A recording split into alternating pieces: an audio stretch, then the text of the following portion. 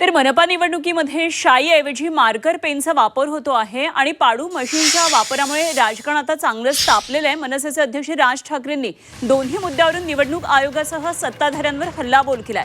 मार्करची शाई पुसली जाते, दुबार मतदानासाठी हे सर्व केलं असल्याचा आरोप राज ठाकरे यांनी केलाय। सरकारने ठरवायचं की कशा प्रकारे निवडणुका जिंकायच्या। जे त्यांनी विधानसभेच्या वेळेला केलं ते आता हे सगळं करायचा प्रयत्न करतायत।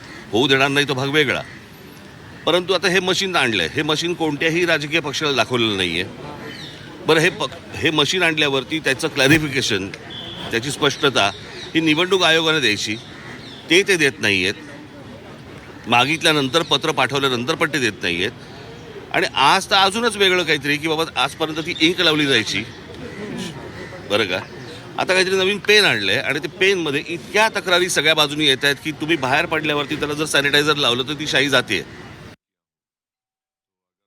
असं आहे की पहिल्यांदा तर या सगळ्या गोष्टी इलेक्शन कमिशन ठरवतं आणि यापूर्वीही अनेक वेळा मार्कर पेन वापरलेला आहे।